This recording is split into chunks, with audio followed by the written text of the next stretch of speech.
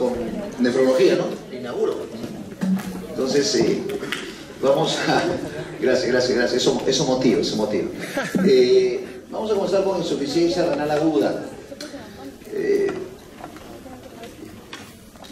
Tendríamos que dar una pequeña sinopsis como cómo es un paciente renal en realidad, ¿no? Porque todo lo que han hecho en semiología renal se tiene que traducir en la parte clínica. O sea, ahora tienen que aprender el tratamiento. O sea, ¿qué voy a hacer cuando tengo una insuficiencia renal aguda? Pero ustedes cuando hicieron semiología renal estudiaron los síndromes de insuficiencia renal aguda, insuficiencia renal crónica, nefritis intersticial, síndrome nefrótico, nefrítico, UPO, hematuria, proteinuria. Y creo que a base de esas variables se circunscribe la patología renal, o sea, la clínica renal, la nefrología clínica, que es lo más importante. El paciente renal típico es el paciente que viene abotagado, terroso, edematoso, con aliento urémico, con temblor. Ese es un cuadro típico, crónico. O sea, cuando ustedes vean un paciente renal, terroso, anémico, con flapping, eso es un crónico. Pero cuando viene un paciente con anuria aguda, oliguria aguda, y no tiene fascia terrosa, no tiene mucho flapping, eso es un paciente con insuficiencia renal aguda. Y ahí hay una serie de variables que hay que pensar, de las cuales las más características son las pérdidas. Doctor, vengo porque tengo 20 diarreas y ahora no orino. Entonces el alumno que ha hecho buena semiología dice, diarrea, se ha deshidratado, shock hipovolémico, hipoperfusión, disminución del gasto urinario, oliguria. Usted tiene una insuficiencia renal. Anamnesis, fisiopatología, semio, ¿no? Doctor, vengo porque estoy vomitando oscuro, haciendo deposiciones negras y tengo mareos, le tomo la presión y hipotensión. Shock hipovolémico por hemorragia digestiva alta, 50 años, cáncer gástrico, está haciendo una ira prerrenal por shock hipovolémico, por pérdida de sangre. Doctor, me acabo de aplicar de hace 5 días 10 gentamicinas y ahora no orino. Ya, muy bien, esa es una ira nefrotóxica. Rápido, ipso facto.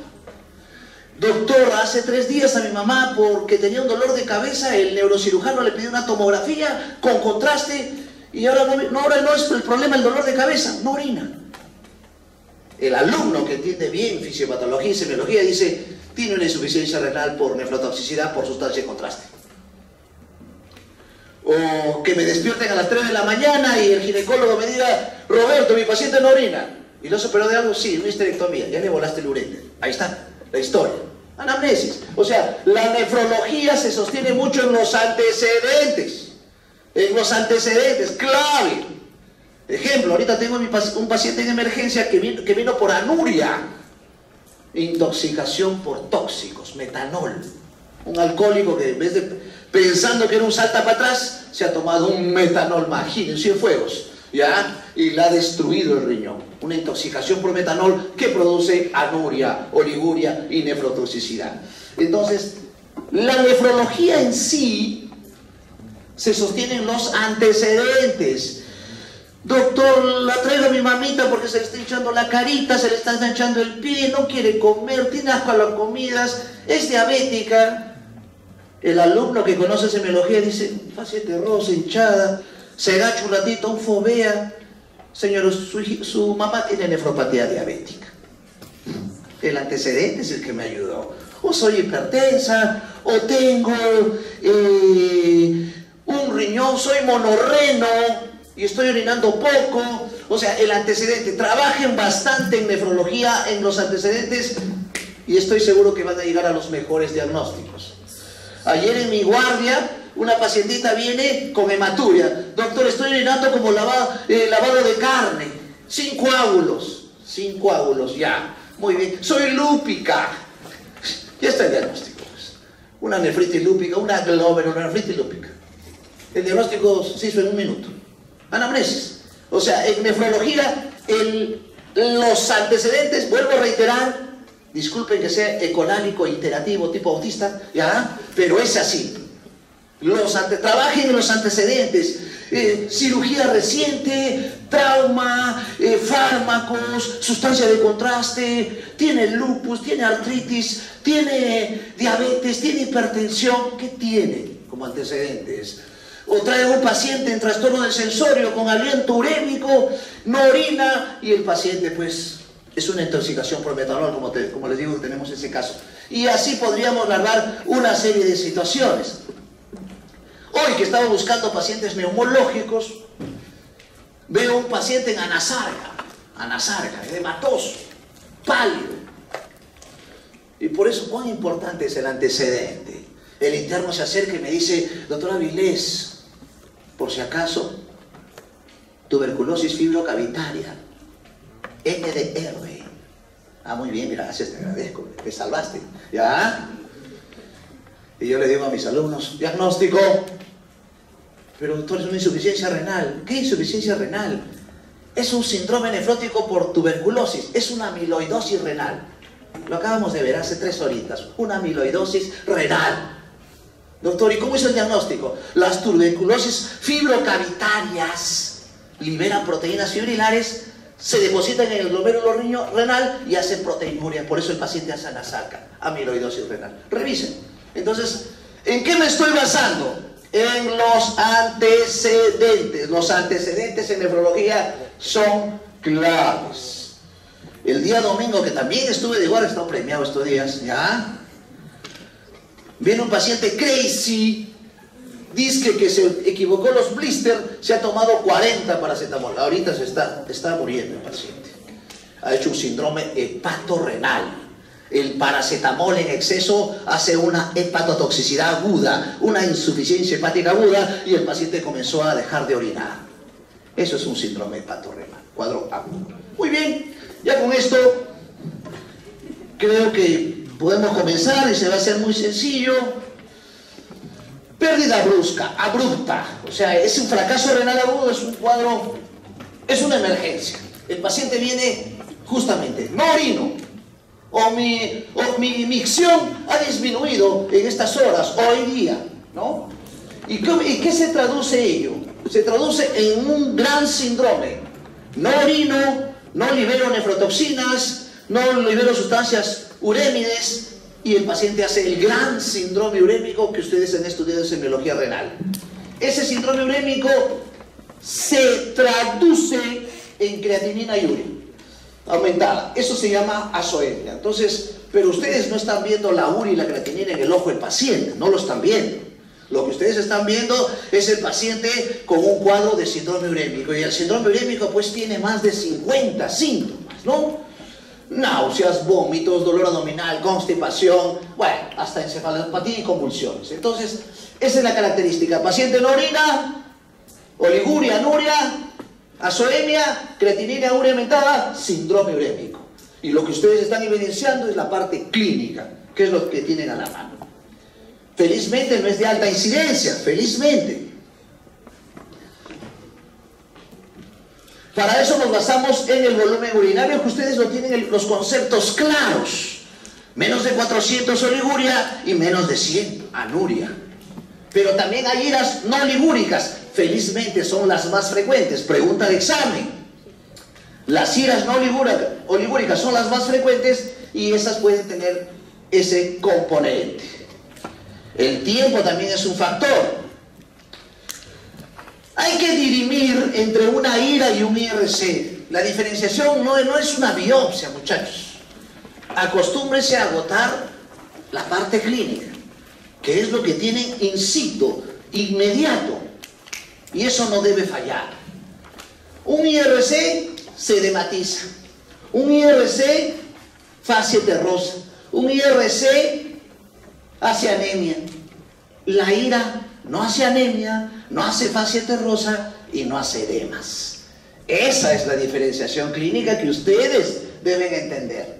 Al no tener, si un paciente viene con oliguria, su fluxograma mental dice o es IRA o es IRC. Lo miras, no es terroso, no es edematoso, no tiene edemas, es IRA. Es IRA.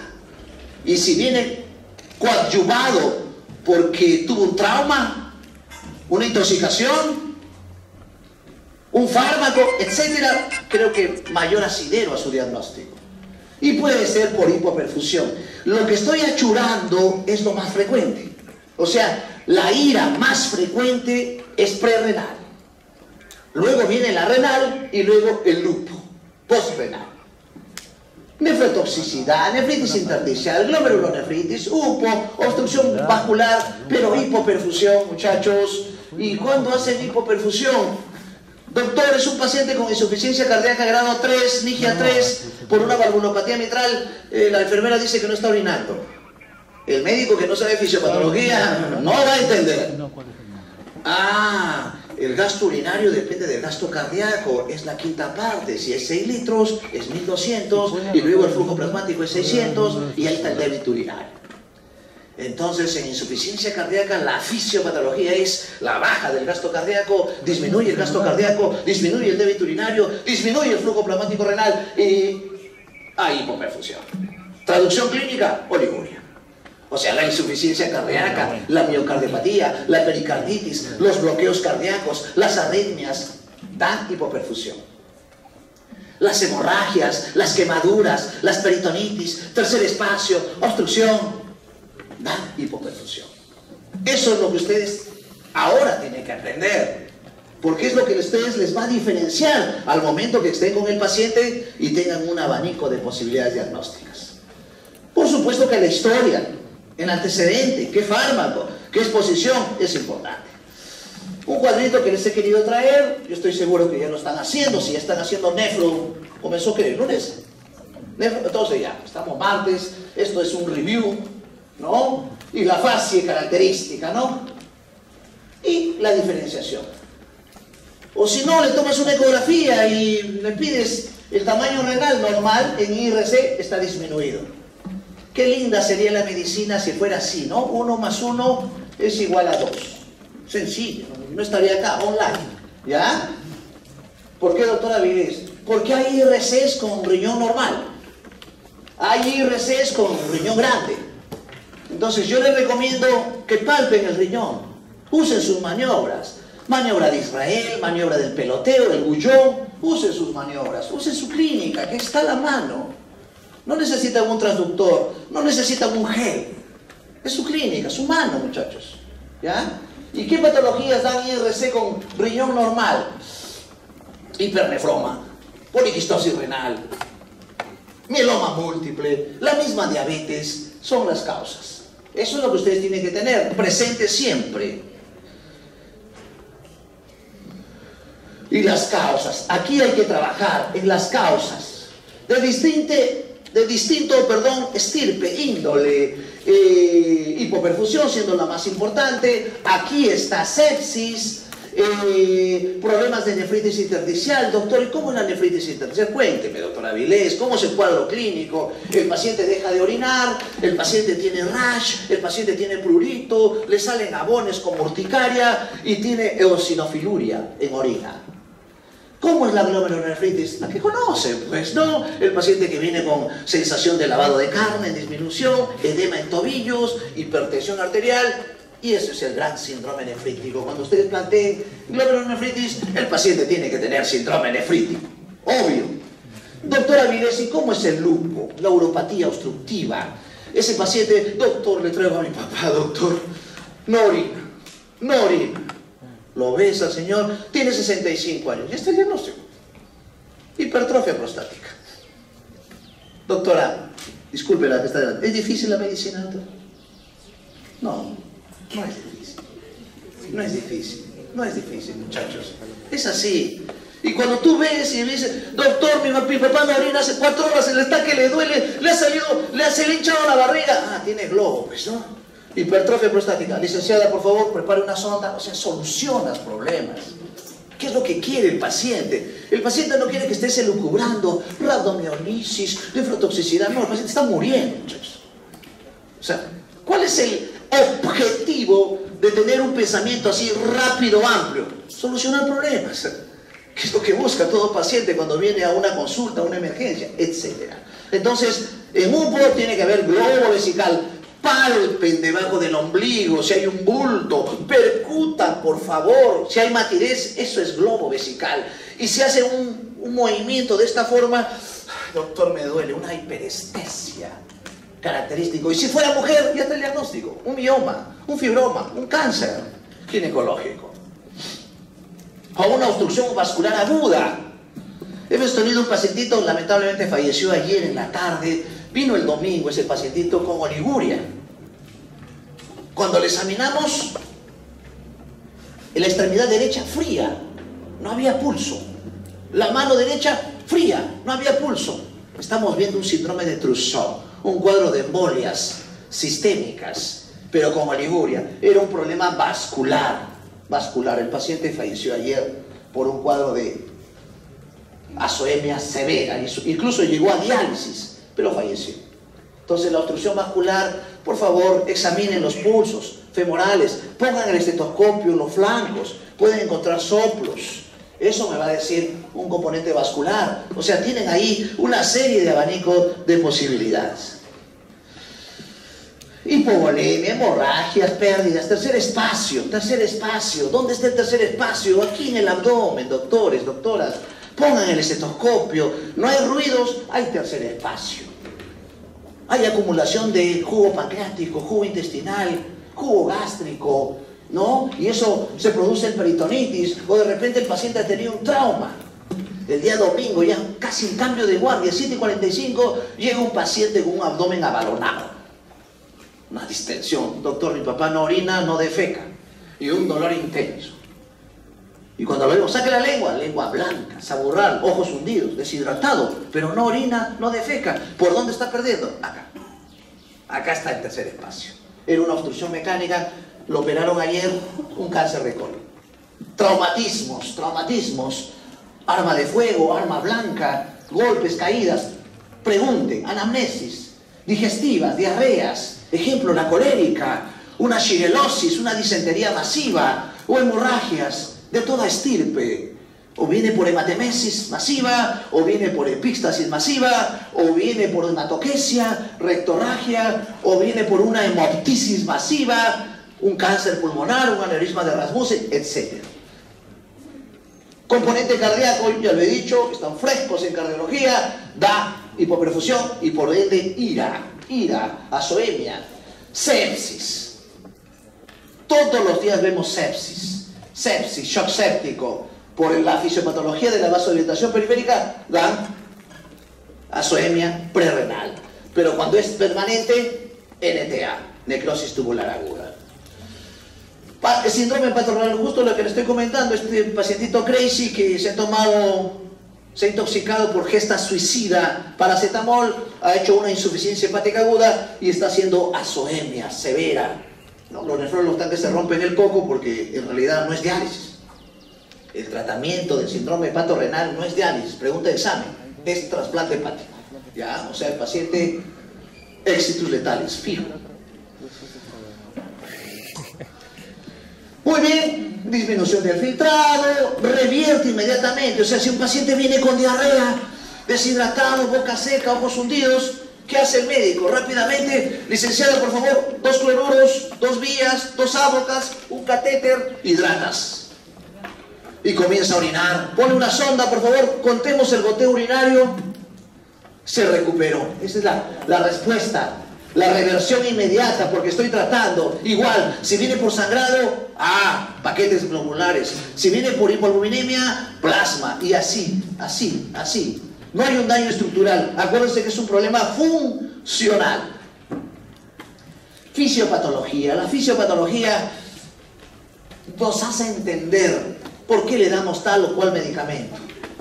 Siendo la etapa prerrenal la más importante, donde hay una serie de mecanismos de adaptación en el riñón, por ende mecanismos compensatorios, para evitar estas situaciones, como la necrosis, como la isquemia. O sea, si yo no trato una azoemia prerrenal, si yo no controlo la hipoperfusión, o sea, ejemplo, si es una sepsis que está haciendo hipoperfusión, no le doy antibióticos, no le doy inotrópicos. Si es un paciente con ICC severo, no le doy diuréticos, no le doy vasodilatadores, digitálicos, no voy a mejorar la hipoperfusión. Si es un bloqueo de tercer grado severo, mientras no le ponga marcapasos, no voy a mejorar la hipoperfusión. Quiero que me entiendan. O sea, hay que conocer bien la fisiopatología para entender que estos pacientes pueden hacer necrosis tubular aguda.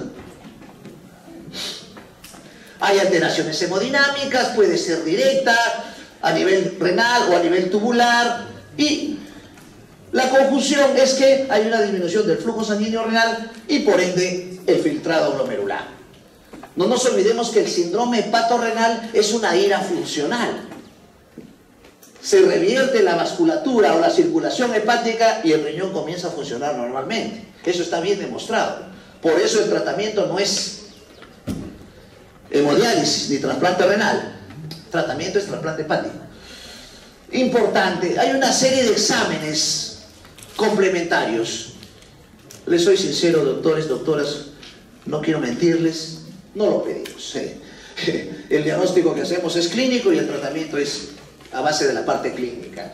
Pedir la excreción fraccionada de sodio, estoy seguro, y les dejo a ustedes, en la sede que están, revisen todas las IRAs, todos los IRCs, cuántos tienen excreción fraccionada de sodio, y estoy seguro que ni el 1%. Entonces, esto es netamente conceptos teóricos, que les va a servir para sus exámenes, ¿no? En la azoemia prerrenal, la característica de las 4 pruebas, la más sensible y específica, la excreción fraccionada de sodio. Una excreción fraccionada menos de 1, eso es prerrenal. Mayor de 1 o 2 en algunas literaturas, eso es renal. No se olvide, no se olvide. Luego viene el sodio urinario, la osmolaridad del sedimento, pero la más sensible es esta. No se olviden. Y comienza a aparecer los cilindros. ¿Qué son los cilindros? Son estructuras que se ven a la microscopía al evaluar el examen de orina, en la cual ves cilindros hialinos, cilindros granulosos, cilindros hemáticos, leucocitarios. Cada uno con una connotación clínica. Si ven cilindros hialinos, nada, anodino, trivial. Eso puede verse en azoemia prerrenal. En la IRA sí se puede ver cilindros granulosos, que indica inflamación, infección. Y hasta cilindros hemáticos, que indican glomerulonefritis. Entonces, esa es la traducción que tiene que tener. Y la sensibilidad y especificidad es más de excreción fraccionada de sodio. Nefrotóxicos. Tienen a la palestra una serie de nefrotóxicos o medicamentos que producen nefrotoxicidad. A la palestra los aminoglucósidos. Y de los aminoglucósidos, la micacina, la gentamicina, la canamicina, la fotericin B, medios de contraste. Miren, la aspirina, los AINES, los quimioterápicos también pueden producir nefrotoxicidad. De hecho, que tienen que saber dónde se usa. Doctor, los aminoglucósidos se usan en infecciones urinarias, urocultivo previo. En la fotericin B, clase de farmacología, se usa en histoplasmosis, se usa en candidiasis. Los medios de contraste para pruebas tomográficas o pruebas de resonancia. La aspirina, están fresquitos, es cardioprotector, y los AINES pues es el más usado. Y los quimioterápicos, ejemplo estos, en diferentes tipos de cáncer, incluso en enfermedades reumáticas. Y de los endógenos, los pigmentos. Pigmentos. El día domingo ha venido un paciente, si tienen suerte los que están en el OESA lo pueden ver, es un pacientito que ha venido con un cuadro de púrpuras, petequias, púrpuras. Le examino y le encuentro el signo de la escarapela. No es 28, ya pasó. ¿Ya? El signo de la escarapela es un signo que nos dice que hay una infección, un gran negativo metido ahí. Incluso puede ser un meningococo. ¿Y cuál es la situación? Le ponen la sonda y la enfermera dice, doctor, está orinando como vino. O sea, como vino, color de vino. Vino, cosecha 40. ¿Ya? Vino. Justo estaban mis alumnitos, habían venido domingo a pasar domingo a la emergencia. Doctor, estoy viendo, ¿verdad? Un color a vino. Muchachos, están viendo una rhabdomiolisis, una mioglobinuria. Estaban viendo la mioglobina en la orina. Lo que estábamos viendo es una rhabdomiolisis. Bueno, ayer que salí de la emergencia, 8 de la noche, todavía el paciente estaba, ¿ya? Era una rhabdomiolisis. La característica de la rhabdomiolisis son los pigmentos de mioglobina. Y si es una hemólisis o un problema de coagulación, hemoglobinuria o ácido úrico, que se ve en pacientes con gota.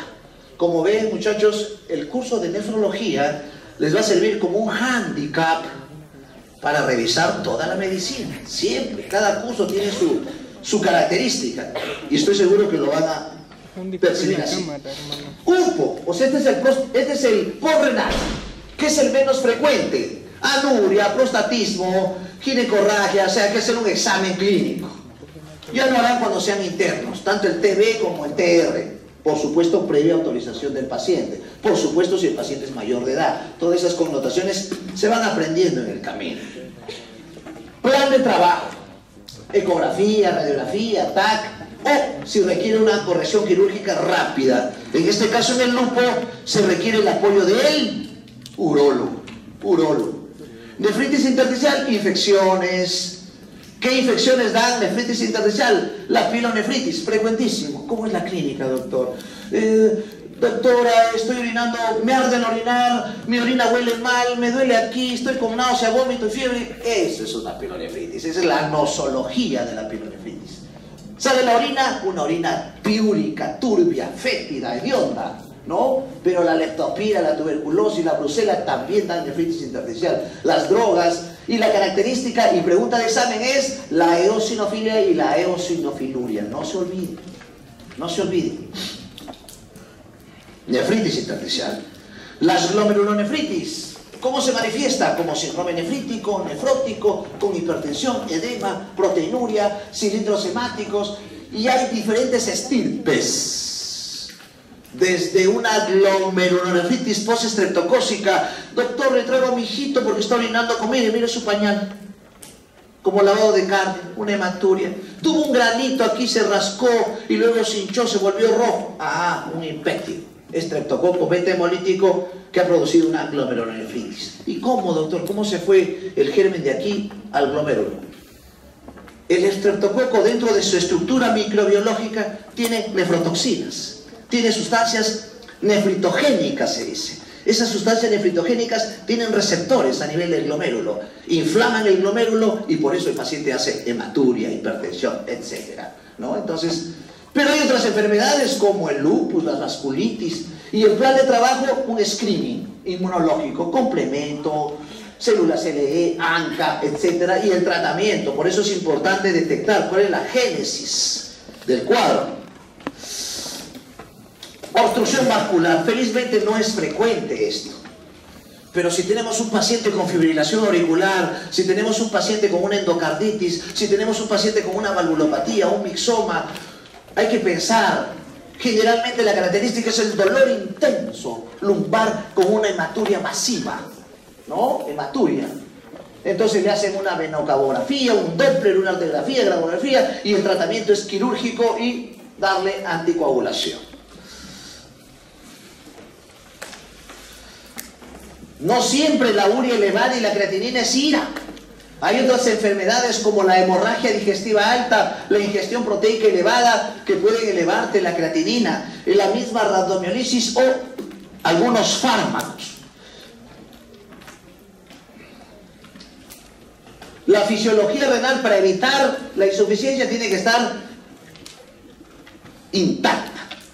Y eso depende del aporte sanguíneo adecuado, de la integridad anatómica, de la vía urinaria permeable. Obvio, ¿no? Claro, doctora Vilés, pues si hay un aporte sanguíneo adecuado, gasto cardíaco idóneo, no va a haber prerrenal. Si la anatomía del riñón está bien, no va a haber ira renal. Y si las vías, tanto el uréter, la pelvis uretral, la vejiga está permeable, no va a haber porrenal. Entonces, hay que conocer la funcionalidad del riñón y de acuerdo a eso plantear alteraciones. La fisiopatología de la ira, no. Bueno, en realidad en sinopsis, porque esto ya lo han hecho ustedes desde fisiología, acuérdense que el débito urinario normal es 0.5 centímetros cúbicos por minuto. Quiere decir 30 centímetros cúbicos por hora y 1500 centímetros cúbicos por día, ¿no? Va a depender mucho de la osmolaridad. Y cuando hay ira, hay una incapacidad del riñón para eliminar la carga osmótica, que normalmente se elimina. Es por ello que el paciente comienza a tener clínica de azoemia. Náuseas, vómitos, cefalea, etc., ¿no? O sea, hay una retención de sustancia nitrogenada. ¿Y cómo llega ya el daño celular? De hecho que la hipoperfusión, ¿a qué conlleva? A una hipoxia. Y si hay una hipoxia, glucólisis anaeróbica, las células comienzan a deteriorarse. Y por ende esto produce un desprendimiento y esto produce una disminución de la tasa de filtración glomerular. La traducción, oliguria, anuria. En las iras no oligúricas, que son las más frecuentes, son las más manejables y de mejor pronóstico. Pero cuando hay una retención nitrogenada, comienza a aumentar la urea, que es el valor basal. O sea, si encuentra una urea en 60, 70, 80, eso se llama uremia. Y la creatinina comienza a galopar 1, 2, 3, 4. Hay una proporción entre la urea y la creatinina. Correlacionen con su cuadro. La urea y la creatinina tienen una proporción de 20 a 1. 20 de urea, 1 de creatinina. Doctor, ¿y por qué es importante esa proporción? Para ver qué tipo de ira es. En la ira prerrenal, la urea aumenta más que la creatinina. En la ira renal, ambas aumentan galopantemente. Y en la porrenal, la creatinina aumenta más que la urea, ¿no? Entonces esas variables son importantes al momento que ustedes van a interpretar. El volumen urinario también es importante, no ligúrico, ligúrico, anúrico, ¿no? Y aquí está, para su pregunta de examen, aproximadamente el 50-60% de las iras son no oligúricas. No oligúricas, lo estoy diciendo bien claro. Ya lo vimos esto. Este fluxograma creo que es el mismo, pero vamos a complementarlo.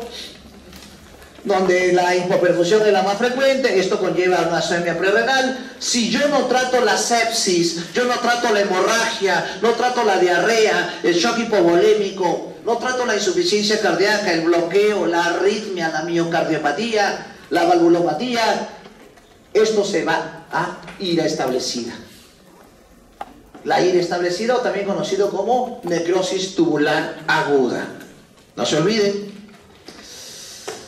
Y acá está, ¿no? Prerrenal, pregunta de examen, ¿eh? 50%, renal 40% y porrenal 10%. La NTA, dentro de las renales, la NTA es la más frecuente. Necrosis tubular aguda, o también conocido como isquemia renal. Y la nefritis intersticial 10% y las glomerulonefritis. Ahí están pululando los porcentajes. Ahí está la isquémica, tóxica, y de las tóxicas están los componentes vasculares y los componentes o pigmentos exógenos y endógenos. Un pigmento endógeno, doctora Milés, bilirrubina. O sea que un paciente ictérico puede hacer azoemia, ira. Sí, eso se llama ira por pigmentos, ira por taponamiento. Un paciente que tiene daño muscular, una miopatía, una miositis, libera mioglobina, se tapona los túbulos, eso es una ira por pigmentos de mioglobina. Eso se llama raptomiolisis. Un paciente con una anemia hemolítica severa que comienza a hacer azoemia, eso es una ira por hemoglobinuria. Y así podemos ir larvando una serie de diagnósticos de ira por pigmentos. Esto creo que es lo mismo, prerrenal, ahí está, quemaduras, diarrea, los grandes quemados hacen azoemia prerrenal. Las pancreatitis, ¿cómo es la fisiopatología de la pancreatitis para que haga ira? Acuérdense que la pancreatitis, aparte de ese dolor intenso en epigastrio, en banda, y vomita, ah, doctor, se deshidrata, pues, hace shock. Ahí está la explicación. ¿Cuál sería la otra fisiopatología? El páncreas se distorsiona, se inflama, y al inflamarse el intestino se paraliza. Eso se llama iliodinámico. Y al hacer iliodinámico, todo el jugo intestinal se acumula. Eso es tercer espacio. Muchachos, la fisiopatología tiene que estar de la mano para entender. Si no, no voy a entender luego la terapéutica. ¿Por qué le doy cloruro? ¿Por qué le doy lactato de Ringer? ¿Por qué le doy diuréticos? ¿Y por qué va a ir a diálisis? La fisiopatología me hace entender bien la terapéutica, no se olvide. Shock cardiogénico, obvio, pues no, si el outbound cardíaco está en 0, el paciente va a tener anuria. Entonces, ¿cuál sería el tratamiento de un shock cardiogénico, doctora Vilés? Inotrópicos, pues, dobutamina, bomba de contrapulsación aórtica, tratamiento de shock cardiogénico para mejorar la perfusión y que orine el paciente. Un infarto también puede hacer ira. El infarto, claro, por isquemia, por disminución del gasto cardíaco o las complicaciones, un ICC, una arritmia, un bloqueo, etc. vasodilatación de diferente estirpe, uso de medicamentos. La valoración clínica. La valoración clínica es importante, ¿no? Veo si tiene hiperosmia renal, prerrenal, si está con sed, cómo está la presión, cómo están las funciones vitales. Vean si se colapsa la yugular, el colapso indica deshidratación. Toquen el globo ocular, ya en el reflejo de la tonicidad ocular, si se hunde y deja su huella, está deshidratado, chocado. La voz, una voz apagada hace que el paciente esté deshidratado. Bueno, del llenado capilar, la temperatura distal, a mayor frialdad, mayor hipoperfusión. Bueno, todo lo que ustedes ya han hecho en semiología y está acá, complementar nada más, examinar a sus pacientes para que adquieran la experiencia. ¿Para qué me sirve eso? Para mi tratamiento. Pues doctor Avilés, por supuesto, si es una hemorragia, dónde está sangrando el paciente, si es el vómito, si es la diarrea, si es el diurético, si es el ICC, si algún fármaco produjo la zoemia, todo eso tengo que entenderlo, saberlo para aplicar mi terapéutica. Si es intrínseca, o sea, es renal, puede ser vascular, una vasculitis intersticial, tubular, nefrotóxica, isquémica, una serie de situaciones. Esto ya lo revisamos también, creo, en la cual hay una alteración hemodinámica, hay nefrotoxinas, produce una apoptosis del glomérulo y hay una disminución del filtrado glomerular. La génesis de la necrosis tubular aguda isquémica, hipovolemia, bajo gasto cardíaco, vasoconstricción, vasodilatación. Entonces tenemos HDA, tercer espacio, ICC, miocardiopatía, sepsis, etc. Acá está la nosología y la prerrenal reversible, potencialmente reversible. Aquí tenemos que trabajar. No esperemos que llegue a NTA, porque si llega a NTA y no se maneja NTA, necrosis cortical, y ese paciente va a ir a diálisis permanente. ¿No? Entonces, ahí, prerrenal, ahí tenemos que manejar. Esto ya lo vimos. Algunos fármacos nefrotóxicos, ya lo vimos.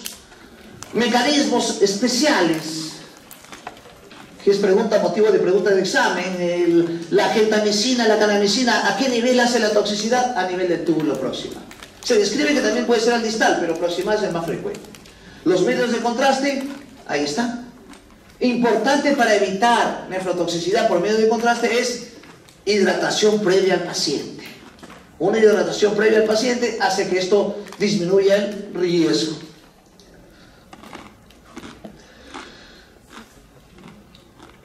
Esta es la fase, que puede ser una fase de inicio, una fase de mantenimiento y una fase de recuperación. Por ende, el paciente recupera su diuresis, recupera su clínica, disminuye la zoemia. Ya tengo hambre, doctor, ya no tengo náuseas, ya no me tiembla la mano. ¿No? Son la parte clínica, la tolerancia a la uremia. Y del porrenal, ahí está. ¿Qué fue lo que obstruyó? ¿Fue una fimosis? ¿Fue una anomalía urogenital? ¿Fue un fibroma? ¿Una miomatosis? ¿Fue un cálculo? Doctor, vengo porque tengo un cólico acá intenso y ya no orino. No orino. Ahí está, pues. Un humpo por litiasis. Una ira porrenal por litiasis renal. Fimosis, coágulos, cálculos, todo eso, ¿no? La historia. Características, ahí está, pues, el globo vesical, dolor intenso, me duele debajo del ombligo y siento como una pelota, doctor. Entiendan el léxico de sus pacientes. Se irradia el dolor. Y si es varón, próstata, entre hipertrofia y cáncer prostático. Le pones la sonda, doctor, ya me voy a ver mi champion, ¿no? Y así, los pacientes, ¿no? Mejoran, orinan. Ya para terminar con esto, una historia clínica y exploración física. Muchachos, aquí está el éxito. Aquí está el éxito en este caso de nefrología que ya está comenzando a rotar. Historia clínica, y aquí hace un pequeño aditivo, antecedentes. En nefrología los antecedentes son claves.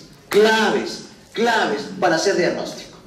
La exploración física, no se olvide, no es punto unilateral, no es globo vesical, no es puño protección lumbar, no es maniobra de Gullón, no. Ahí no acaba la semiología renal. La semiología renal es todo, completo. ¿Por qué, doctora Vilés? Porque el paciente con ira, con uremia, puede venir por hemoptisis, puede venir por pleuritis, puede venir por dolor abdominal. O sea, es sistémico. ¿Desde cuándo tiene sustancias nitrogenadas? ¿Cuántos episodios? Antecedentes de cirugía.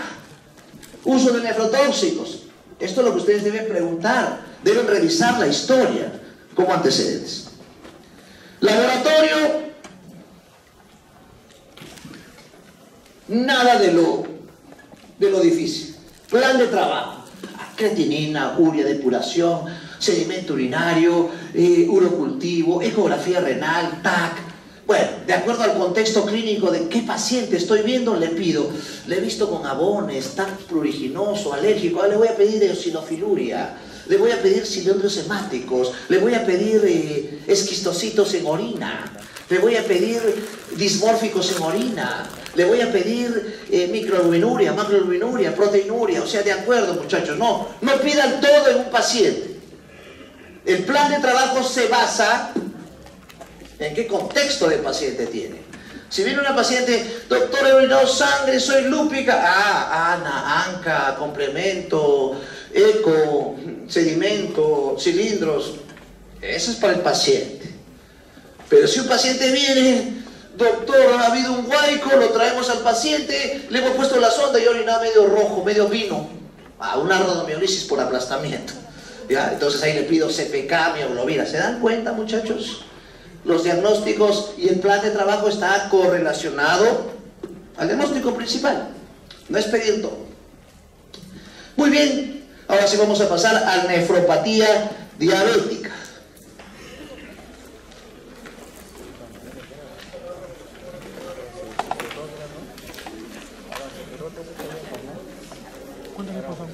Como un aditivo, y eso es pregunta de examen, criterios de diálisis de urgencia, que es lo que veo todos los días en emergencia, y eso es lo que ustedes tienen que saber. Doctor, el paciente es renal, no orina y ahorita está convulsionando. Convulsiones, encefalopatía, hipercalemia, sangrados, pericarditis, criterios de diálisis de urgencia. Edema agudo de pulmón, pericarditis, hipercatabólica, hipercalemia, acidosis metabólica severa, encefalopatía, son los criterios de diálisis. No se olviden. Pregunta de examen. Ahora vamos a hablar de la nefropatía más frecuente